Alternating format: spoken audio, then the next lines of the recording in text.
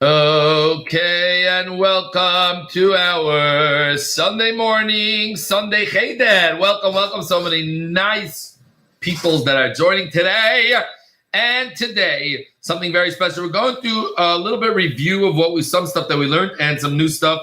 Oh yeah, a little table, too many prizes on it. Had a little bit of a, but also in good news, Bez Hashem, between tonight and tomorrow night, our recent prizes winners will be getting a special delivery of their prizes. So first of all, to remember, give back your Mesiba Shabbos Benos Shabbos program tickets. Yeah, whatever. Do that online. Fill out what you did. That's number one. Number two, we're going to give you till tomorrow. Tomorrow, last chance to give in your special Beis HaMikdash / Mishkan or Big Day Kahuna project till tomorrow, last chance. And tomorrow, Bez Hashem, either Monday or Tuesday, perhaps we'll present it tomorrow, announce when they're on Tuesday, something like this. So your Mesiba Shabbos papers, your Mishkan project, and number three is, don't forget to answer today's questions to be in tomorrow's raffle.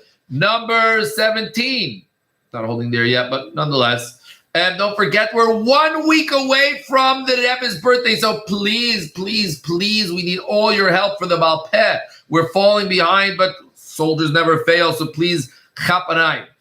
In other news, we're going to be, like I mentioned, setting a campaign to get all the Chayalim, every single last Melbourne child at the Tzivos Hashem. We will have weekly local raffles of big prizes for those that fill in their weekly missions, in addition to the store. There's also going to be a special discount. Number 5, and finally, is you'll be given one more chance to do Connection Point today, Bez Hashem, and then tomorrow, Blideda will make the raffle. Okay, and for today's topic, and it is, as you saw, perhaps you saw, maybe you saw, it was Chodesh Nisan. So today we will review and say some new stuff about Chodesh Nisan. Now, of course, I hope at this point, every single body davened already. So you should have said, first of all, you would have skipped out. What would you skip out during davening? Tachnun. Yes, very good. You would have skipped out Tachnun, and what you would have added in davening is Nasi. the Nasi. So I hope at this point you already skipped Tachnun, and you said the Nasi. Today is the fourth day, is the Nasi of Reuven. And even though many people are sure which Nasi, many people may be sure which Nasi they have, because some people actually know. Of course, Kohanim pretty much know that they're from Shevet Levi, and a lot of people know that they're from the Hamaral or things like that, which means they're automatically from Shevet Yehuda.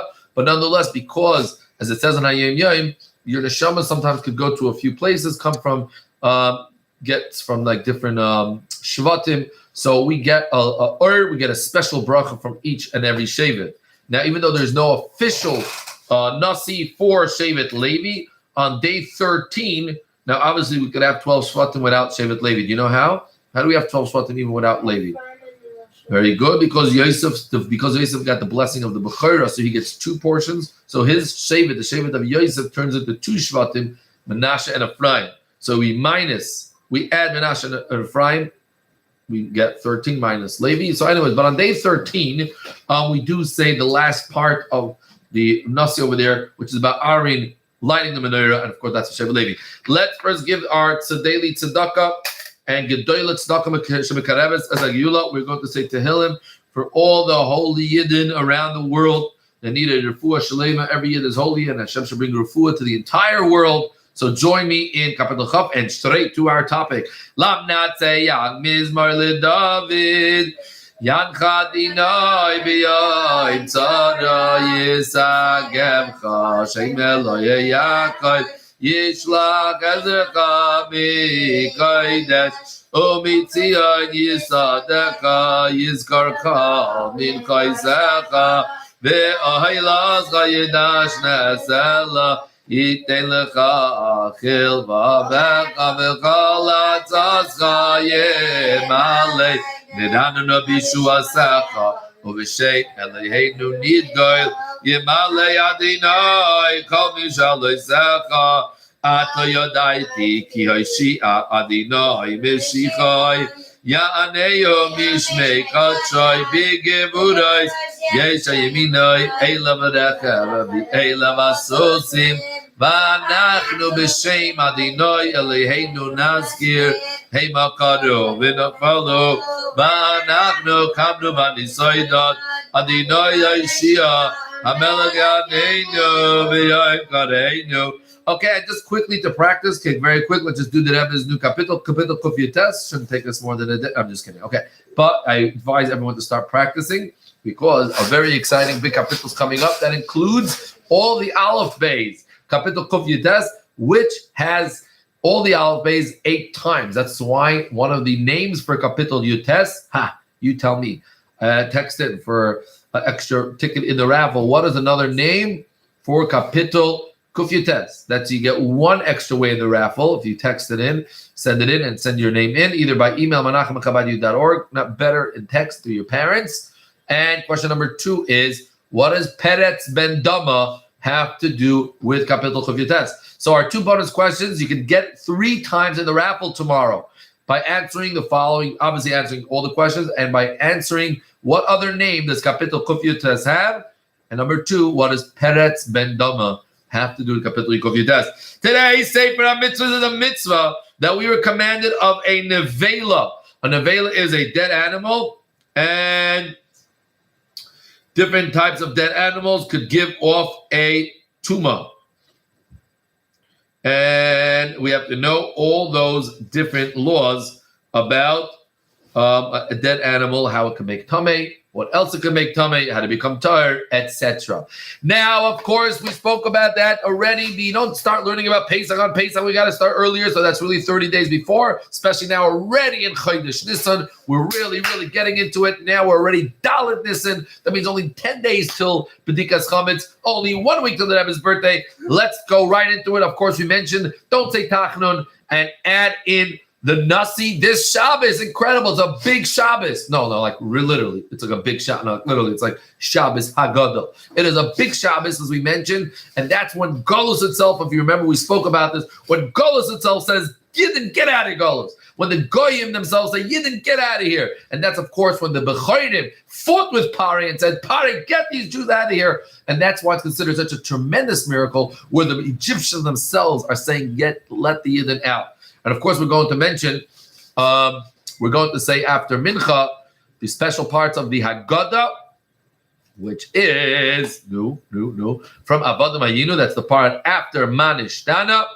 until L'chaper al Kolav, which is, as mentioned, right after Dayenus, which is Allah Chaz. Okay, you got it. Okay, very good. Now, there are special things that every Jew should do before Pesach.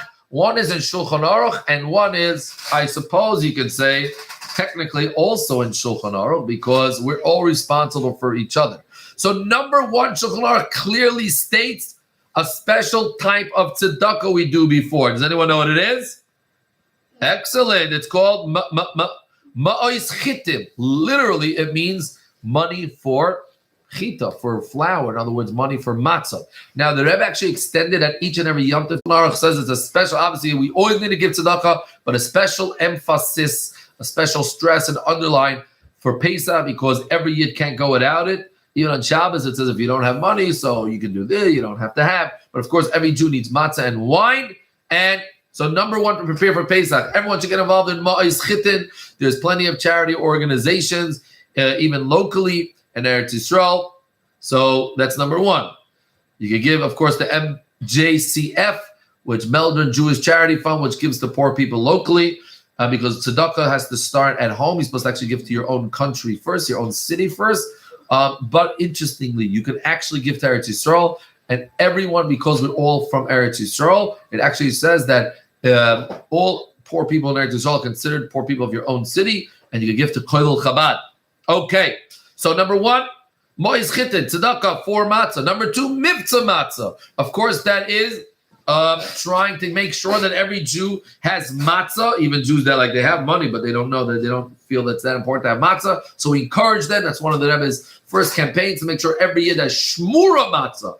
Now, it is extremely important to try to get Yidden to have, at least for the Seder night, Not this, of course, we don't have square matzahs. We have round matzahs. Now, very interesting. The word the pasuk uses is actually ugois matzah. It's matzah cakes. Uga actually comes from the word eagle, round. So there is something very specific why we use round matzahs. It's based in the Torah. It's definitely in Pnimis HaTorah. Dafka use round and dafka not machine matzah. But we're not going to get into that. Some people are going to eat machine matzah. We're not going to bother with them that now. But at least for the night of the Seder, they should have a kazayis, which is roughly between about a half a matzah, depending of real matzah.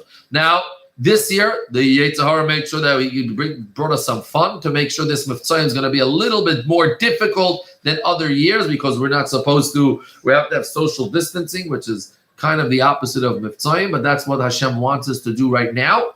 So there are many ways. I remember last year, there was a guy that lived quite far from me. So he's like, oh, I don't want to come. It was already at a Pesach, so I couldn't really drive to him. He was about a half an hour away, so it was just an hour just to get it in. So I called up an Uber, and I said, Mr. Uber, here's a pound of matzah. I want you to go to this address so you can still do mitzvah matzah without physical contact. Please don't fax any matzahs. I tried that once, and it didn't. Let's just say it didn't work. Okay. Now, that's number 2, mitzvah matzah. And number 3, what you should do before Pesach is try to get Yidden to sell their chametz. Another mitzvah, Jews should not own chametz. Now, you might know some not religious Yidden that they're not yet religious. They don't realize how important it is to sell their chametz. And you suspect, what's the point of them selling their matzah? I know they're gonna eat their chametz anyways on Pesach. You still, because see, when it comes to Yiddishkeit, we know none of us keep Yiddishkeit to the max. We're all trying harder and harder. That's why the Rebbe avoided ever saying chas v'shalom, a religious Jew, a not religious Jew, a Fraya Yid, or in Hebrew chas v'shalom, in Hebrew we say chiloni. And the Rebbe said chiloni, because that comes from the word chol, weekday, like a mundane, unholy. Kodesh and chol. Chiloni, unholy. There's no Jew that's unholy. And so we don't call them, it's just basically a Yid. Some Yid didn't try to do mitzvahs harder. Some aren't there yet, so they're also trying. What do you mean I'm a frum Jew, you're not a frum Jew? What makes you frum and him not frum? Well, you're Hashem, you know how many mitzvahs each year does. So the idea is to try to get you to sell their chametz. What's the point? Because there's a mitzvah, now there's a aver not to eat chametz. There's also an aver not to own chametz. So, but what's the point anyways? Well, value, that's why the Rebbe taught us the value of each mitzvah. Right now, you can at least have the mitzvah, not only chametz. So that's the 3 preparations we should try to do. Ma'is chitin, mitzvah matzah, try to make Jews have shmura matzah, at least for the Seder, or general matzah. And of course, number 3, to make sure they sell their chametz.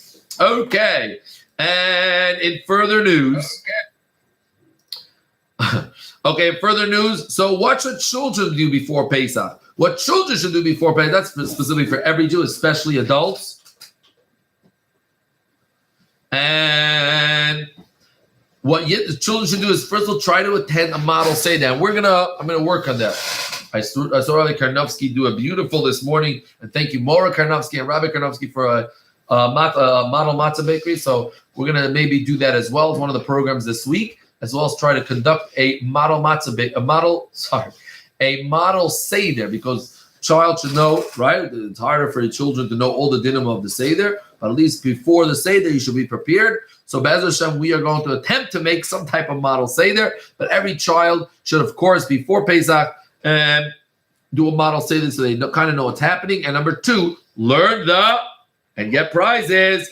Manishtana. Every child should have Manishtana. And of course, we spoke about the beautiful, get yourself a real beautiful Haggadah, and nudge your parents to get a really nice one with pictures, so you keep you really understanding what's going on in a really fun and exciting way. Okay. Then, of course, we spoke about selling the chametz, and now let's pop into the evening of Pesach, right before. So comes Bedikas Chametz. I've told you, get yourselves busy in between the times where you need a break after do 2 hours of Mishnayos, Balpen, Tanya Balpeh. You want a little bit of break. So that's the time to say, Mommy, I'm ready to help you to clean for Pesach. Because like we mentioned, to do Bedikas Chametz, the house already has to be clean. So because then there's no point of looking. Yeah, you're going to be so distracted. You can't look in small places while there's chametz flying around. So by that time, all the chametz already should be cleaned.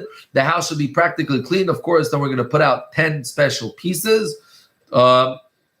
And anything else that you might eat tomorrow, it's got to be in a special plate. And I say, all the cereals, leave it all over because we're having cereal tomorrow morning before the time.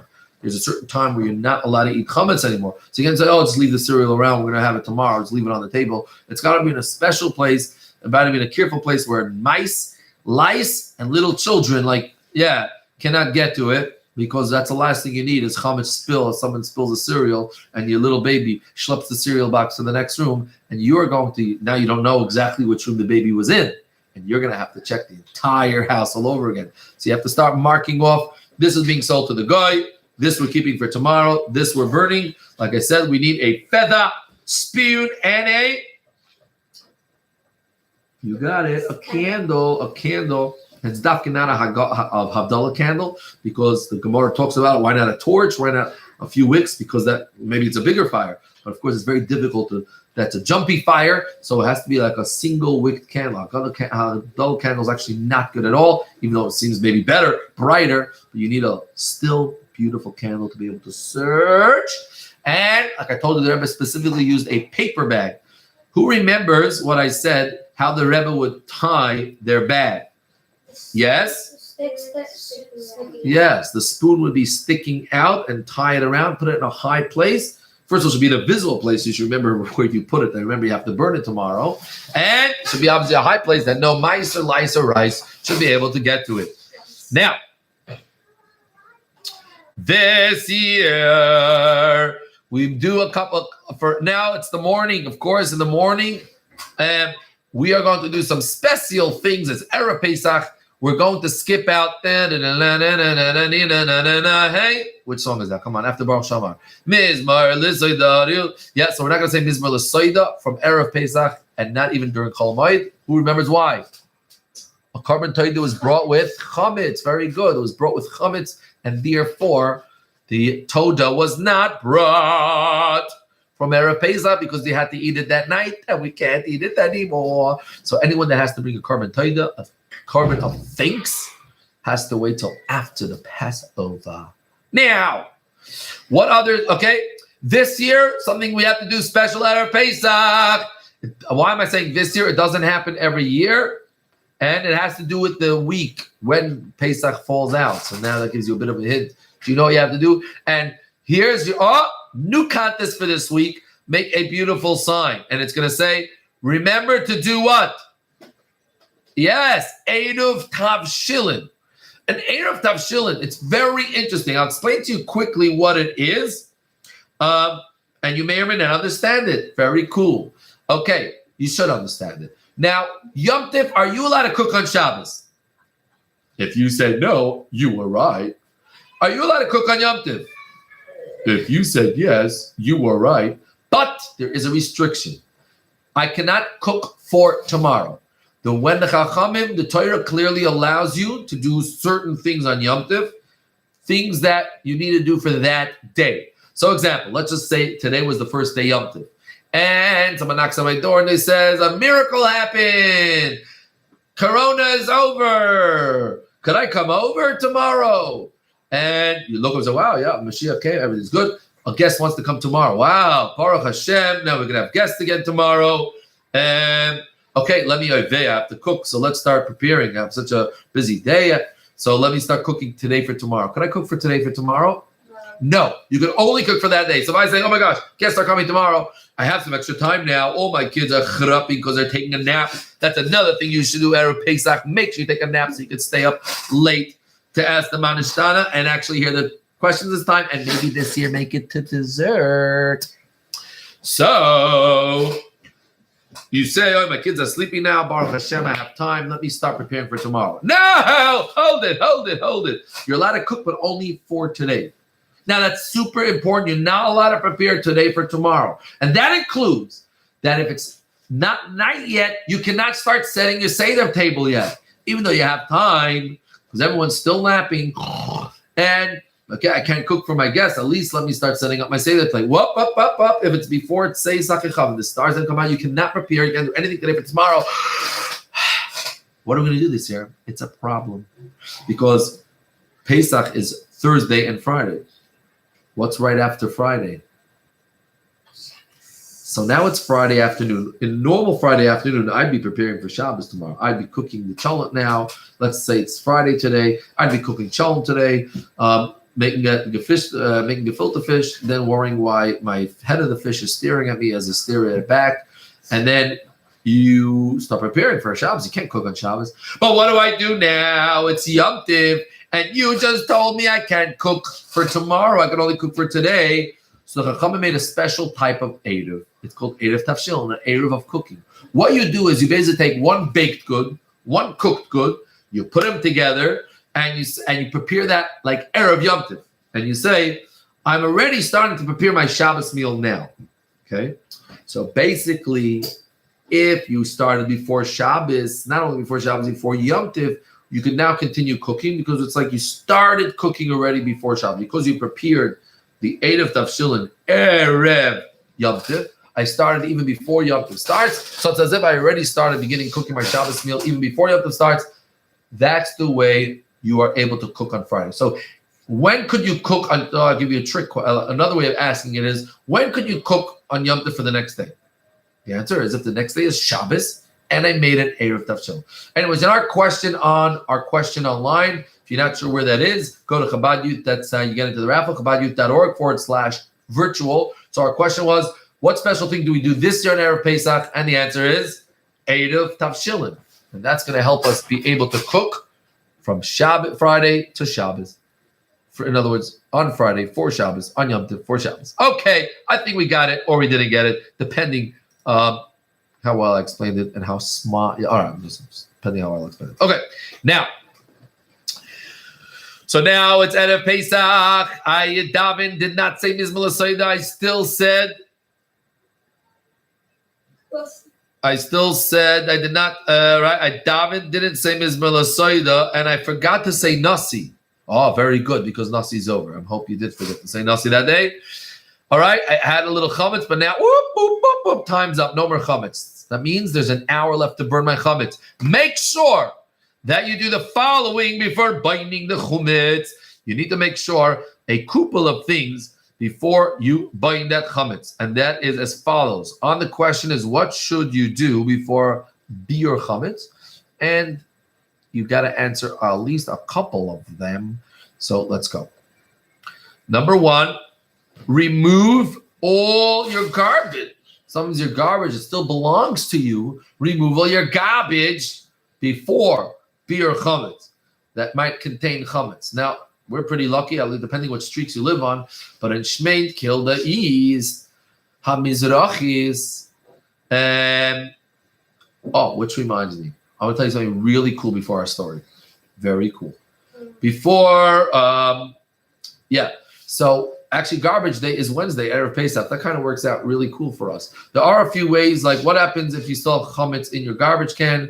There, sometimes yeshiva, I don't know what they're doing this year. Sometimes they have a special, they hire a special pickup of garbage because you want to get rid of even your garbage chametz you should not have in your property. Some people say you could pour bleach or ammonia over it to ruin it because that also is considered a type of burning. Ask your local rabbi and not your local YouTube. Thank you.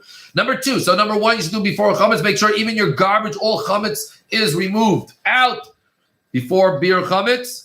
Number two, check your pockets, and many times check your cuffs of your pants. You know, those beautiful folded part of your pants, or maybe sometimes your skirt is cuffed. I don't know, is that such a thing? Anyway, just anything that might have like little crumbs fallen. Maybe some of your shirt pockets. You're holding that Masib chocolate, and you're wondering why there's a big, nice badge on your pocket. Anyways, check your pockets. Number two. Number three, seal and mark all the locations, all those closets that you sold. You have to actually make a siman. It's not good enough to say, oh, yeah, those closets we sold. It's not just a thing that you saw in your house where people put string or tape just for the fun because the kids ran out of things to do. So we say, okay, kids, start taping up the closet. You actually have to make a sign and write chametz on it or sold. And number four, clean your jewelry and rings. and you get kasha them by pouring boiling water over it. How about that? Very good. And for all your boys that don't have jewelry, you could watch your sisters and mothers do it. You could look, but you can't touch. Okay. And finally, what don't we eat? So it's Erev Pesach, getting hungry. All right, eat some macaroons or chips or whatever other thing they do. Now, of course, I guess I messed this question up a little bit because I wrote, what don't we eat before the Seder? One of them is chametz or matzah. I really should change that question because that really is correct. But it's not what I meant. So, oops, if that's what you answered, at the end of the day, it is correct. Now, I really asked this question because it's a major misconception. Some people think that you cannot eat anything that's going to be on the Seder plate. That the common conception, the common understanding is that you can't eat anything on the Seder plate, including if you have karpas, you use onions. Some people use for karpas potatoes. So some people think you cannot have potatoes Erev Yom Tov. You may have. It's just you're not allowed to use anything that's going to be in your charoises or mutter. So of course matzah goes without saying. Like I told you, some our minig is not to have matzah already from Purim. Other have a minig not ready from Rosh Chodesh.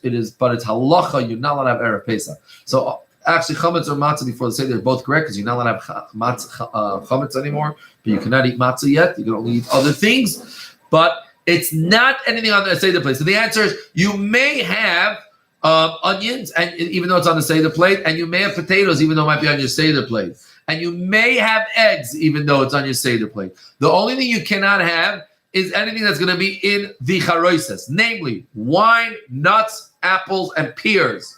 And the mara, you should not be eating a chazera salad, kos, baby kos, or groise kos. Okay, and finally, we finished cleaning. All is good. We took a nap. We're very lucky this year. We're changing the clock, and that means your tatis will be davening Ma'ariv quite early, about 6 o'clock. So, for the first time in Jewish history, perhaps the Seder will actually start by 7 o'clock. Wow. That could be quite fantastic. But I'm sure as good Jews will find some way to reason to start at 9. Now, I hope not. Okay. Now, finally, before it's dark, you have a long day. Please make sure you must, daven mincha early. Why? Why? Because it's not Shabbos. Rather, you want to make sure that you are going to say the Korban Pesach. Remember, I said we had another shir on Korban Pesach. If you want to know exactly how the Korban Pesach worked, cool shir. You can look it up in our previous shir. Now, when you read about Korban Pesach, it's like you're actually bringing the Korban Pesach. It has to be done before Shkia. So, unfortunately, Erev Yom Tov, a lot of us tend to daven mincha last minute, and we're ready by the Shkia. We're davening mincha. That means by the time you finish mincha, it's going to be after Shkia. Too late for the time of the Korban Pesach. Make sure you have adequate time. Remind your tatis to daven mincha a little earlier so they are able to say Korban Pesach on time. But this year is going to be different because this year we're going to Be'ez Hashem.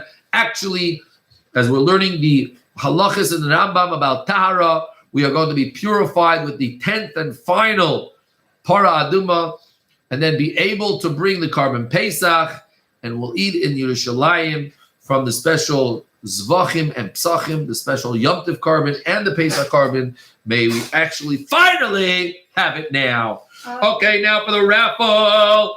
This is the Thursday raffle. So for those who answered on Thursday, Friday, we had no formal shir. We allowed you to go learn whatever you want. And that's what those days are given. So you should be able to choose what you want to learn. Now, of course, like I mentioned, there are going to be a couple of exciting raffles tomorrow. Number one, for our Shabbos raffle. For those that did a Masib, Benos, and daven and did some extra tefillah. Number two, of course, for today's questions, don't forget to send that in.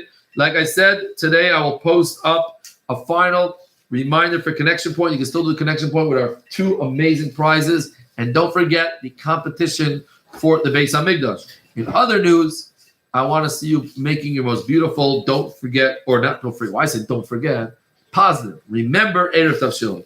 And the winner is for Thursday.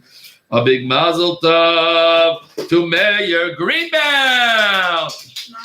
Okay, and now our story Our very faithful story. I don't have enough streibelach here, stuff here. I don't know what's going on here. Children, get me some stuff over here. Okay. Our story takes us back in a small shtetele. And in the shtetele lived a lot of Hasidim and also non-Hasidim. Unique? No, it's a typical city. Now, this city was born in the city a little baby.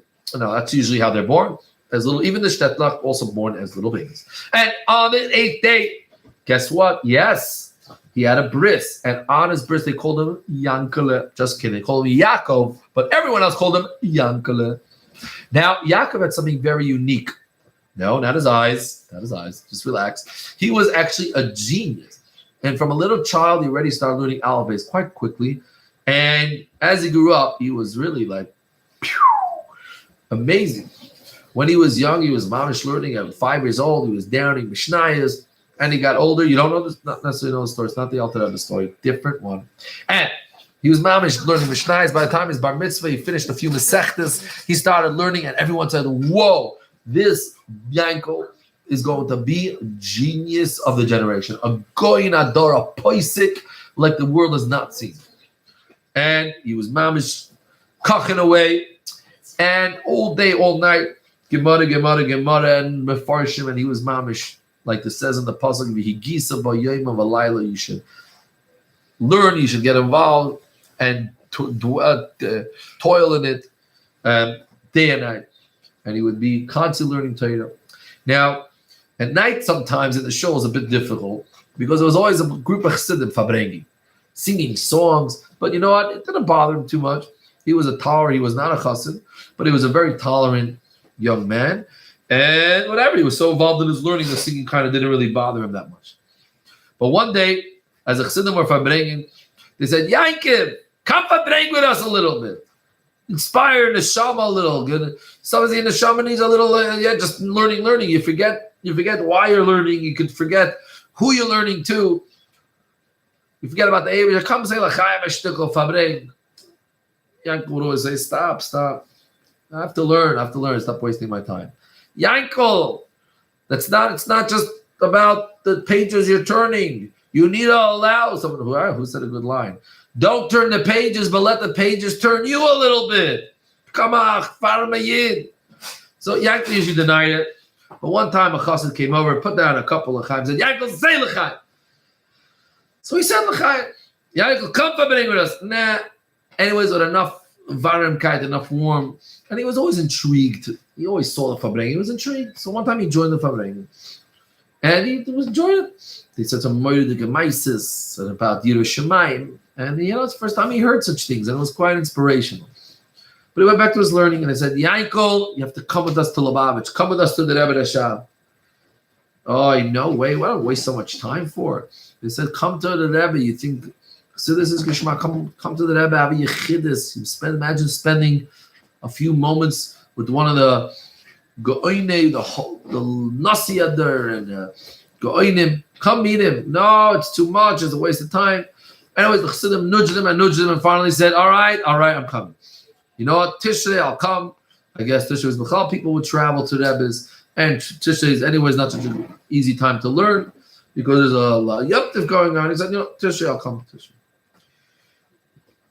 That Tishrei came to the Rebbe Rashab and he saw the holy face and he was very, very inspired throughout all the davening and the Maimarim. And amazingly, he never really learned Maimarim before, but he was such a genius. He was able to chazer. That was usually a special job for the special chassidim. That would their job was to repeat over what the Rebbe said, even though they heard it once. They would have to memorize what the Rebbe said, understand it well, and repeat it. But amazingly, throughout this Tishrei, this Yankel, he was such a genius that he was actually able to repeat things in my mom, and he was blown away. He was inspired when he saw how he watched Chassidim daven with Avodah, Chassidim learning with such a fire. And he saw the Rebbe Rashab, of course, the Rebbe Rashab, the Baal Hilula, 100 years, the one that created Tomchei Tmimim, the one that created his soldiers that would fight for Yiddishkeit, stand through communism, stand through Russia, through Germany, through America. And here he was standing face to face with the holiest face of the generation. He was so eager for Matzah Yom Tov. where he would go in to the Rebbe shop. He was told that before he leaves, he would go to the Rebbe shop for Yechidus. The time came.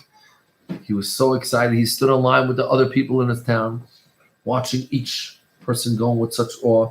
And he himself, he could feel literally his heart pounding against his chest. And it was like, he was so excited. Finally, you could see 3 people left, 2 people left. He was saying to him, this moment was coming. One person, he was next. He was next. He would be face to face with the Rebbe. And finally, that person walks out, and he tries to grab the handle, and his hand is literally like shaking. And finally, he opens the door. When he walks inside, the Rebbe Rashab was sitting with a sefer. The Rebbe Rashab doesn't look up. The Rebbe Rashab sitting with a sefer. It's getting a bit awkward for Yankel. Yankel moves a little bit closer, comes with his pan, and he moves a bit closer to the Rebbe, that the Rebbe maybe should see him. And he's coming with his letter, his hand's still trembling, and he's trying to figure out what's happening over here. So he's trying to give the Rebbe his letter, but still the Rebbe doesn't look up. So he puts down the paper. All of a sudden, the Rebbe gets up without looking at him. The Rebbe starts pacing his office, and the Rebbe Shab's pacing. And he tries to hear the Rebbe Shab's mumbling something. And he tries to pay what holy words is the Rebbe Marash saying, the Rebbe Shab saying. And he hears some strange words. On, nieton. On, nieton. He's speaking in Russian. And he's saying 3 words. Him, not him. Him, not him. What's going on? On, nieton. On, nieton. He's looking around, falling off his... What's going on here? And then Rebbe Shab also screams out, nieton! Not him! And the Rebbe Shab sits back down without looking up again. At this point, Yankel realizes the Yechidus is over. The Rebbe Shab looks back down, and he doesn't know what more to do, so Yankel backs out. All the Chassidim outside, Yankel, how was it? We kind of first time you meet face to face with the Rebbe. You had been eagerly waiting the whole Tishrei. You heard all the Halakha words and they're amazing, my mother. And now Yankel looks devastated, disappointed, upset, confused. Yankel, what happened? Nothing. Nothing? What did I ever tell you? Nothing. I came in with the letter as if I wasn't there. As if no one was in the room. The Rebbe Rashab then stands up, starts speaking in Russian. Him, not him. Him, not him. And then he sat down.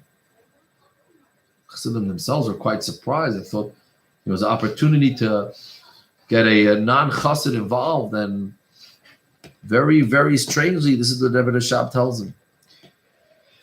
Time passed.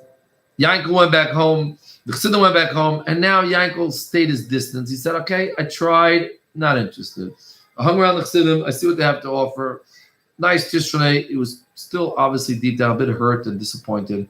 And he stopped keeping his ties. He stopped responding to the Chassidim, and that's how it was. Months passed. Yankel was still diligently learning, and then it happened. One day, Yankel was learning Pashut on a sugya for 9 hours straight. And after figuring out, he had a very, very difficult question. And literally after sitting and learning for such a long time, he finally figured it out. And it was so difficult for him, he decided he needed a bit of a break. Where's all my props over here? Okay, whatever. So,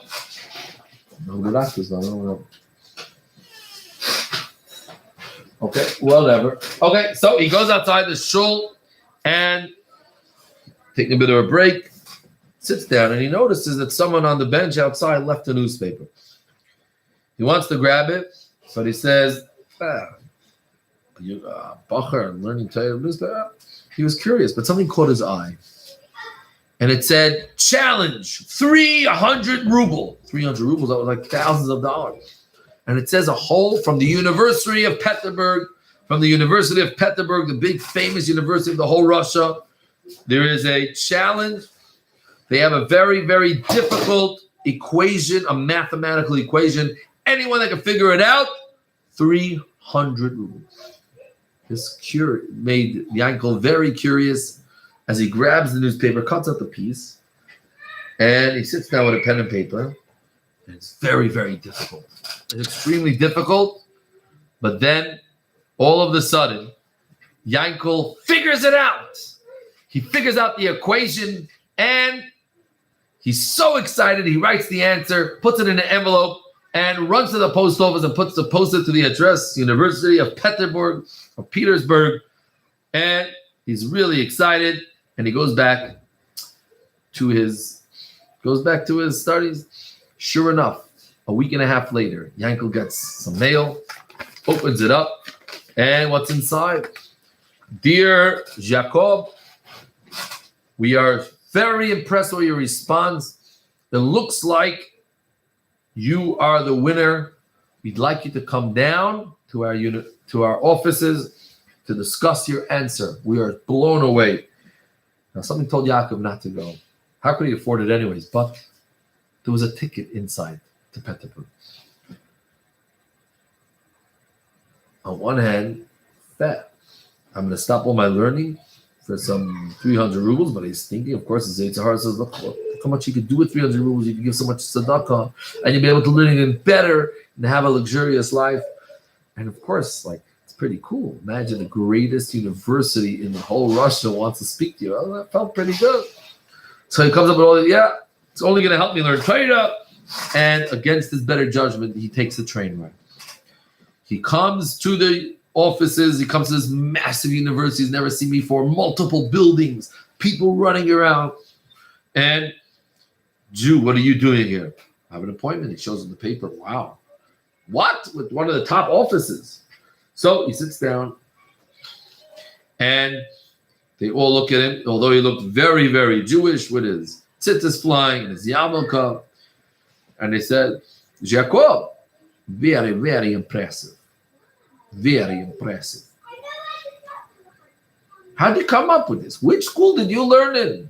Where did you come up with such brilliance? Which school were you raised? Who was your math teacher? Yankel says, actually, I only went to Cheder.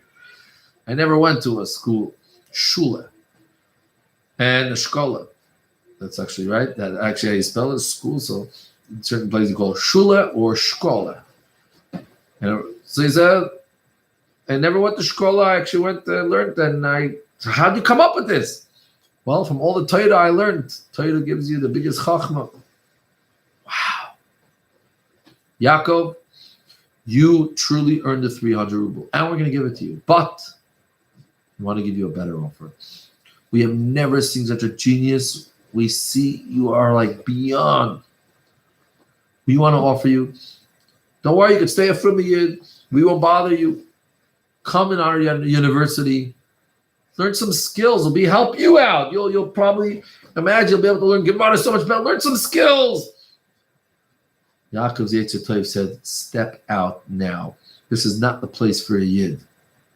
But his Yetzer Hara said, what do you mean? But if we do this, then you could become even better, and you probably learn Gemara even better and learn some new skills without thinking too much. It looked too exciting. He was sitting in front of great professors of the most famous university in all of Russia. The pressure was on. He said, okay, let me, I told him, I'll just try it. Let's try it. Listen, if it's disturbing, I'm going to continue learning Gemara. I'll go to a few classes, and if it continues disturbing me, I'll leave. It's a horror. Got it. And he says, I'll stay. The first few months, he was a tremendous student. He was given a pass to go to any of the highest math classes. And he would proudly wear his yarmulke and tzitzis. But as a lot of workload of math and the compliments of the teacher were too exciting, and his friends mocking him, you're such a smart person. What do you have to have these weird old stuff for? In the beginning, he said, okay, I'm not doing it for me. I just don't want people to be a chilul Hashem. I'm going to talk to my tzitzis. Not because I mind my tzitzis. I just don't want them to bother me. I have to sit and argue with them. I know I'm a proud yid. It started with tucking his tzitzis. It started with hiding his yarmulke. And it didn't take long for him to stop wearing tzitzis entirely, show up to classes with a beer head. Just keeping Shabbos quietly at home and kosher. But as the pressure mounted with his friends, why can't you eat with us? What is this? Oh, it's some, oh, Lord, what's going to happen if you eat this meat or that meat? And after talking to him, he was his head out of the Gemara, out of Yiddishkeit for so long, away from davening and learning for so long. Kashrus dropped, and eventually Shabbos dropped. One day he's called in, but he was still doing a few things, trying to keep somewhat of Shabbos. One day he's called in by the president of the entire university. Wow. Jacob, very impressive. We want to make you now not just a student, you are now becoming lecturer. You will have lots of money and lots of honor and lots of students if you're a good teacher. In fact, that's exactly what happened. As soon as he started teaching, classes were so brilliant, so ingenious. Everyone stopped going to the other math class and everyone would come to him. Of course, the little bit of Yiddishkeit that he was holding to, he was so obsessed with the honor. He was so obsessed with the next class. So writing up the next shir, what he would give, totally had no time for Yiddishkeit and stopped caring entirely. It didn't take more than a couple of years and he gets a letter, very fancily sealed and stamped.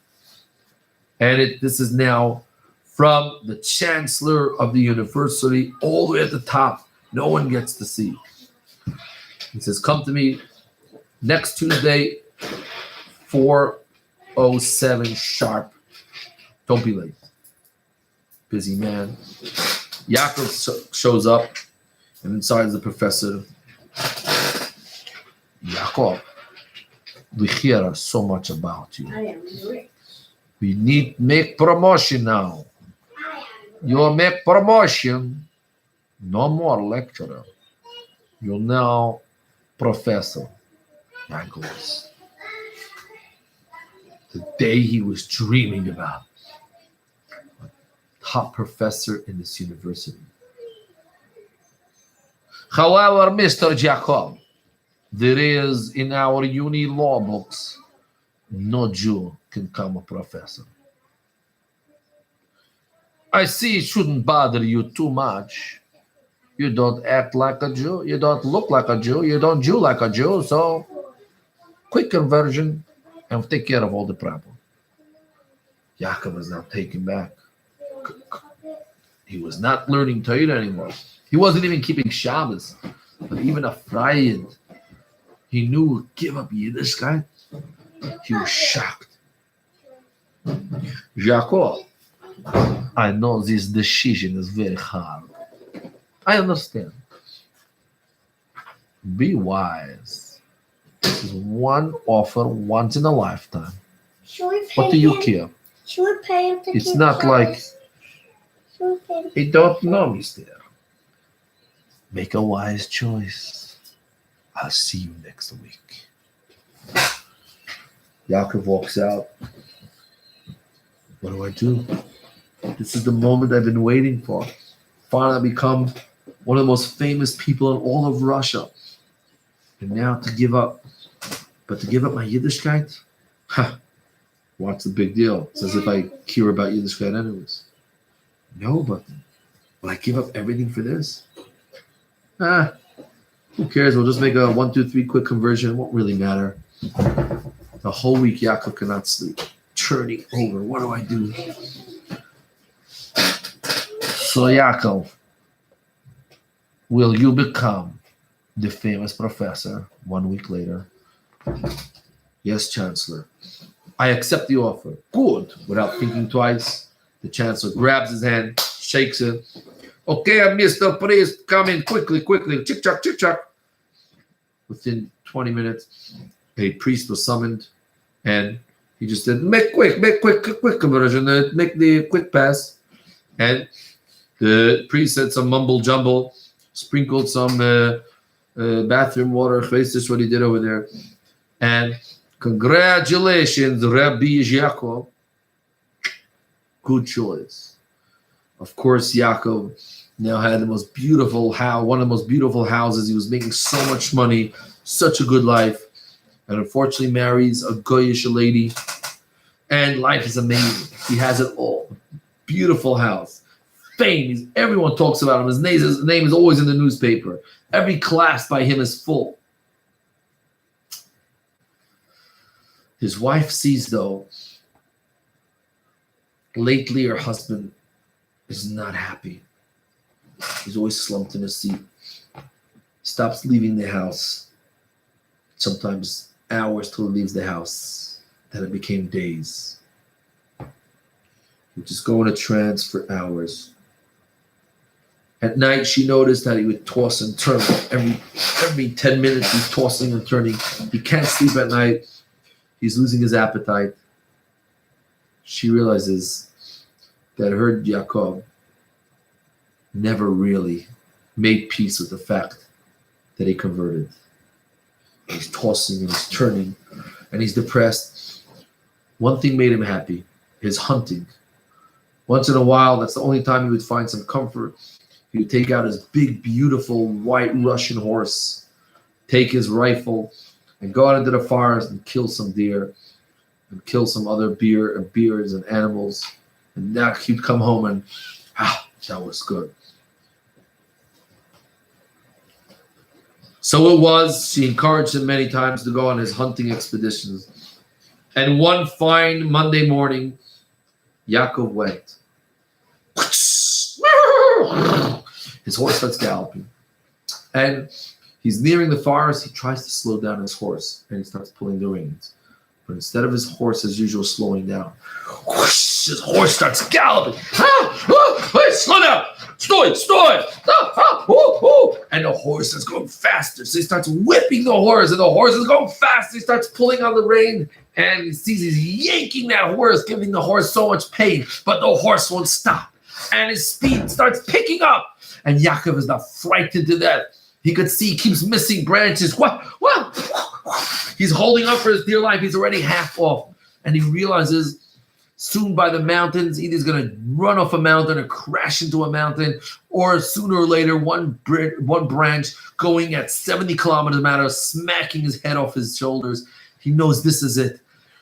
And he says, in those few seconds of being able to think, he understands, yes, Hashem is so upset that I converted. I can't believe it. Now look at me, the big hero. And he's almost off his horse. He realizes that it's seconds before he's going to die. And he says, promise Hashem, if I ever get out of this, if I survive this, I'm not going to go back. I will start my life anew. Hey, Mr. Play. His horse stops. Puts his head down, starts eating the grass as if nothing happens. His Cheder was about to mix in, but no!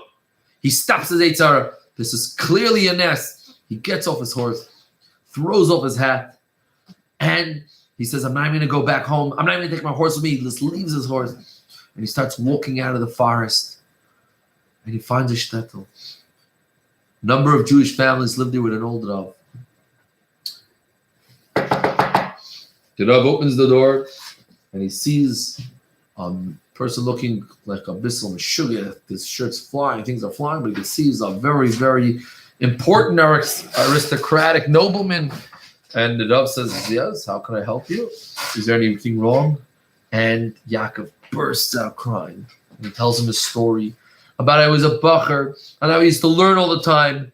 And he once picked up a newspaper and he fell for the Cheder. He went down to the university and they got convinced to stay, and he became a lecturer and then a professor. He ended up giving up his Yiddish guy. Then he's crying. He says, today I almost died, and I know Hashem saved me to give me one more chance. I beg you to give me a chance. And the Rav is looking at him, not sure if this guy is really meaning it. He just got scared, so he wants to do Yiddishkeit, or is he really meaning it? Besides, it was a very dangerous law. Though there was no official law of conversion in Russia, but in those days, if you converted and then tried to become back a Yid, then you got capital punishment, penalty of death. The Rav was very skeptical. So the Rav said, well, Yankiv, if you're serious, you need to do a year in exile. Throw your fancy clothing off. Don't take a penny with you. You have to go on a true gullus to atone for your neshama, all the terrible avedas that you did, marrying a goy in Shabbos and Kashas. You must go like a poor beggar, because a poor person's like he's dead, and you have to totally start a new life. Go from town to town. You're not allowed to accept lots of money, only enough to feed you for the day. And you have to go from town to town and rely only on people's kindness. And Yaakov, then after a year, you could come back to me. The Rav wanted to see, is this just a little bit of a play? Is this whole thing a game? Or maybe part of the story is true. Even if it's all true, maybe he's just shaken up, and then he realizes he get the death sentence. It's not going to happen. He said, go do your goals, come back in a year. Yaakov took this very sincerely. And he went from city to city, town to town, shtetl to shtetl. He was only allowed to stay one night in each place, not allowed to collect too much money. And he suffered bitterly, but he suffered with excitement that he knew that Hashem is accepting his tshuva. Back at home, his wife, Yadviga, is waiting for her husband to return. And he knows her husband's very depressed. Where did he go? And she's very, very nervous. Oh, my dear Yaakov, oh, what's happened? Oh, I hope he's not too sad. He's probably crying in the grass. And she goes to sleep. And she wakes up in the morning. Yaakov! Oh, no, Yaakov, I'm still not there. She's very nervous. She calls the police. The police start interrogating. When did he leave last? What's been going on? Me thinks maybe me no. He very, very sad last few months. I think maybe because he was very sad he became a Christian. Maybe he wants to come back a Jew. As soon as he said that, that was enough to enrage the police officers. We will put immediately out a letter to every police station all over Russia with a picture of this professor. Immediate search warrant. And so it was. They sent out graphs and pictures of this professor all over to every police station, big and small. If anyone sees this professor, arrest him immediately. He is an enemy of the country, deserving of death. Didn't write too many details, but they just made him as some animal criminal. By now, every police station had his picture. One night, Yaakov walks into a tavern, a kretschmer, bar hotel, and he asks for a tea, sitting in his little corner, saying some Tehillim, and all of a sudden a police officer walks in. This police officer been hoping that he would be the one to catch this fugitive and perhaps win all the money that they promised, the 10,000 rubles to anyone that catches the professor. He's looking around and his eyes brighten. Aha! Where is that face so familiar? I think one of my... Wait a minute. Isn't that the face of the man in my office? The 10,000 ruble face? The police officer walks over to Yankel. Yankel becomes frightened. Mr. Schnorrer, beggar, how about you come with me to my office in the police station? You look like I want to have a chat with you. Yankel became frightened. He understood exactly what this means. Either a death penalty, what if they kill him?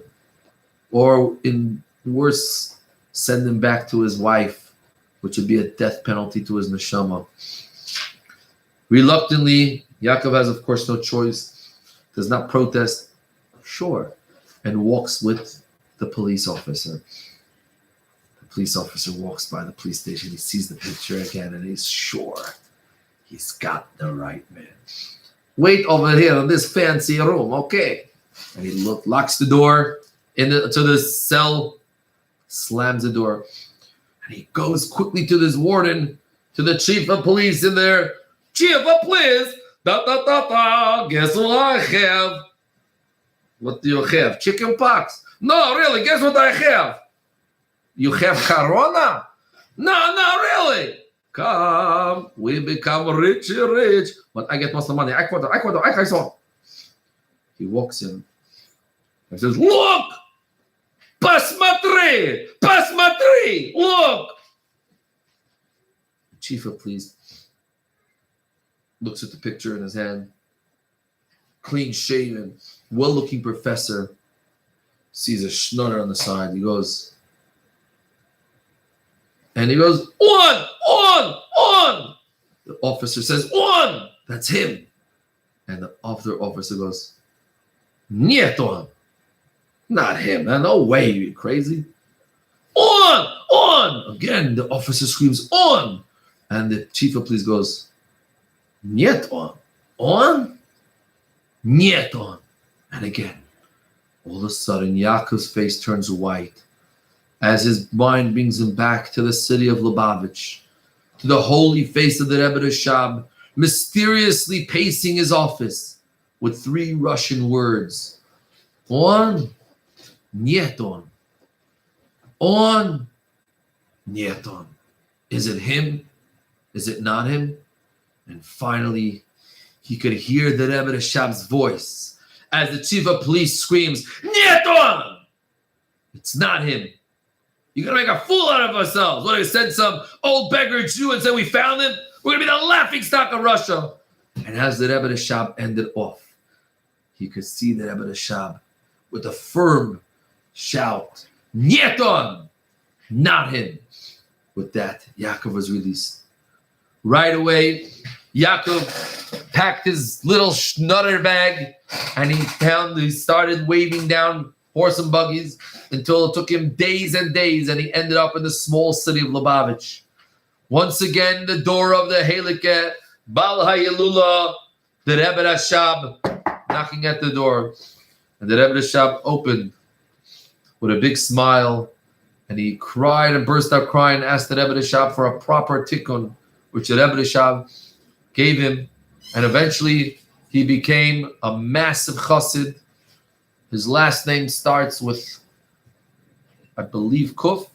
His first name was Yaakov, and few Hasidim ever knew the story of Yaakov's family, this beautiful Lubavitch family of Yaakov and his children in Einiklach.